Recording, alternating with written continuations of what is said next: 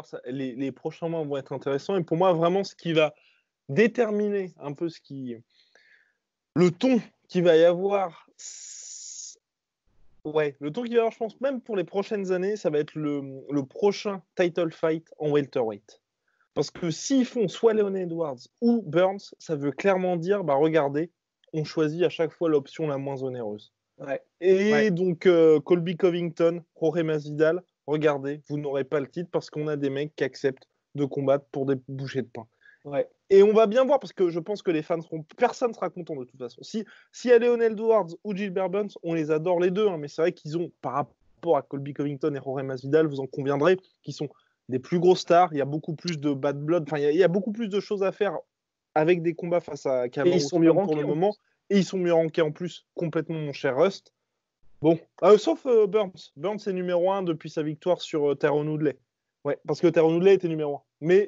Mais bon, après, on est d'accord que, on va dire, au niveau star power, excitation, tout ça, on est quand même à des niveaux moindres. Donc vraiment, pour moi, ça va être hyper intéressant ce combat-là. Et puis même pour l'UFC, je vois vraiment très mal Dana White en conférence de presse réussir à regarder les gens droit dans les yeux, les journalistes et puis même la caméra, et leur dire c'est le combat le plus excitant que la catégorie a à offrir, allez-y, payez $64,99 pour regarder ce pay-per-view. Ouais. Même Kamaru Usman. Moi, je me mets à la place de Kamaru Usman, entre Colby Covington et Jorge Masvidal, que tu as envie de démonter depuis des mois et d'enterrer. Tu as Burns, qui est ton partenaire d'entraînement. Il n'y a pas plus sympa que ce mec-là. Et Leon Edwards, que tu as déjà battu et qui lui aussi respecte quand même à fond. Et où, à chaque fois qu'il fait des sorties, c'est plus pour dire payez-moi plus, donnez-moi le title shot. Bon.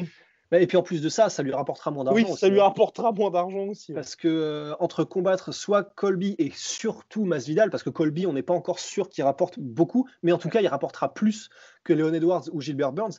Donc passer d'un potentiel Masvidal ou Colby à Leon Edwards et Gilbert Burns, tu peux largement diviser, si ça se fait en pay-per-view, tu peux largement le diviser par 2 ou 3. Mais large. De toute façon, il l'avait dit, Kamaru Usman, il l'avait dit à Brett Okamoto d'ESPN, il veut qu'on revienne en juillet, et pour lui, c'était soit McGregor, choix numéro 1, Masvidal. Si Masvidal ne veut pas combattre, McGregor.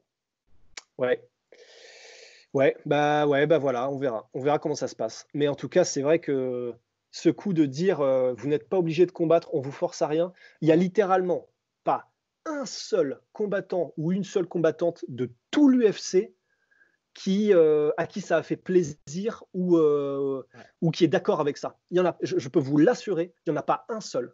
Pas un seul combattant s'est dit oui, c'est vrai, et puis oui, il a raison. Pour moi, c'est pas un faux pas, parce qu'ils sont branles, hein, Dana White, ils s'en foutent. Ouais. Mais c'est un manque de tact, un manque de goût, et là, tu peux être sûr que, comme dans GTA San Andreas, tu vois, la réputation, il y a eu le petit moins pour tout le roster. Ouais, non, c'est clair. Et puis, comme l'a dit McGregor, hein, là, pour le coup, c'est vraiment pour montrer qui un petit peu détient le pouvoir dans l'organisation.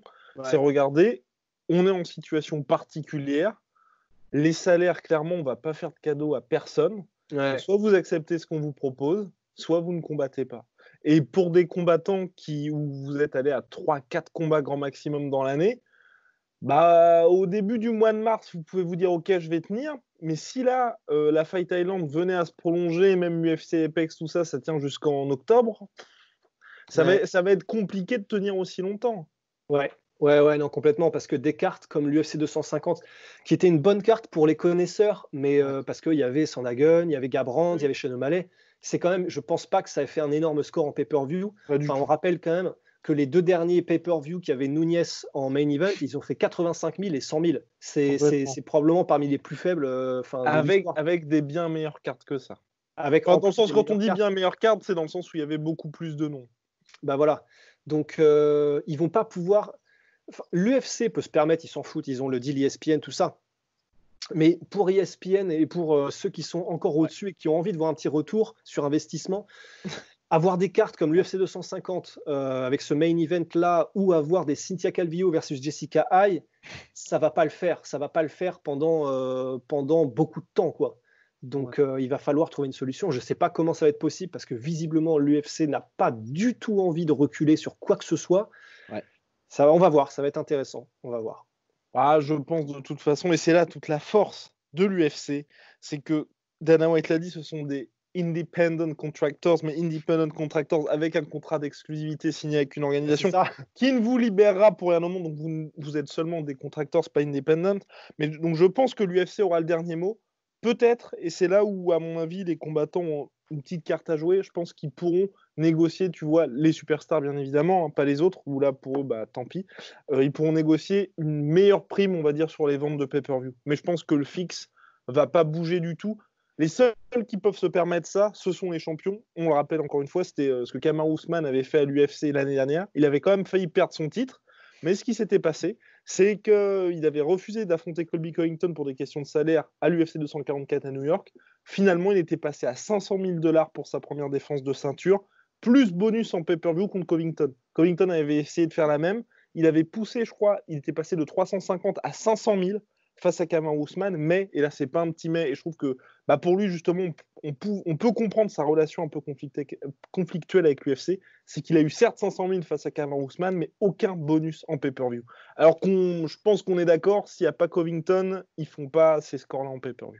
Ouais, non, c'est clair. Putain, ils sont durs, hein. Ils sont durs, l'UFC, là. Ils sont durs, mais voilà, honnêtement, je me mets à la place de WMI IMG et de l'UFC.